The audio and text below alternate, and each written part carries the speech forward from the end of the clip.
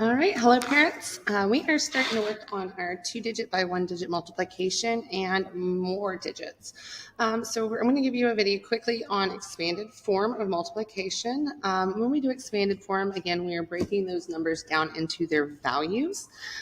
So this is going to be similar to doing distributive property of multiplication. Because what we're going to do is take those numbers and split them and make them a little bit smaller and easier pieces to multiply. All right, so what I mean by that, I have a number here. Let's see, I'll do 35 times 4.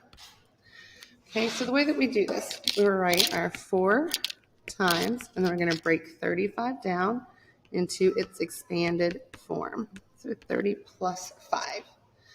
The way that it's going to be written is, I'm going to have them draw an arrow from here to here, and then from here to here. And that's going to tell them that the 4 needs to be multiplied by 30 and the 4 needs to be multiplied by 5.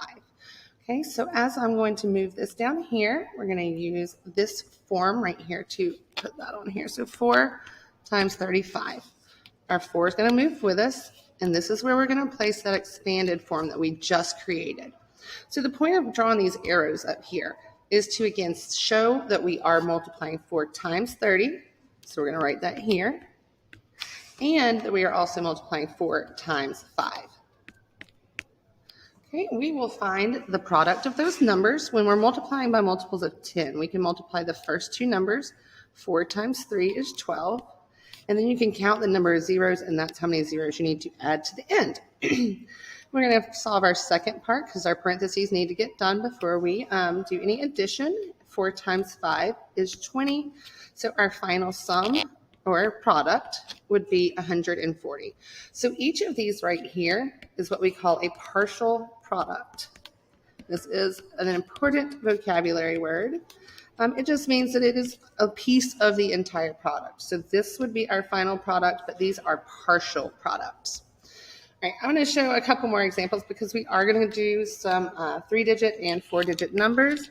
So if I did 2 times 138, I'm going to write that as 2 times 100 plus 30 plus 8. Same thing, I'm going to draw my arrows. 2 times 100, 2 times 30, 2 times 8. All right, so let's put our problem in our form down here. We're moving our 2 with us, and this is where our expanded form gets written. 100 plus 30 plus 8. Checking our arrows, we are multiplying 2 times 100, 2 times 30, and 2 times 8. All right, so again, multiples of 10 always end in 0, so you can do 2 times 1, which is 2, and count the number of zeros. Again, 2 times 3 is 6, counting the number of zeros, and then 2 times 8 is 16. Again, we'll take all of those and to add them together for a sum of 276, or our final product. Any answer in multiplication is a product. All right, one last one. Let's do 3 times 1,245. We're going to break it down. 3 times expanded form, 1,000 plus 200 plus 40 plus 5. Okay, drawing those arrows. 1, 2, 3, and 4. Okay, so 3 times 1,245.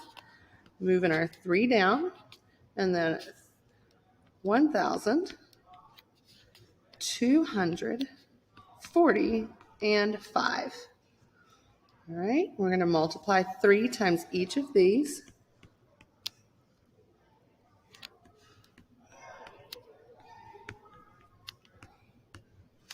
Three times 1,000. 3 times 1 is 3. 1, 2, 3 zeros.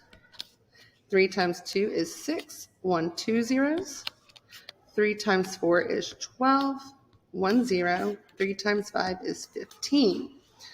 So our total is 3,735. Okay, thanks.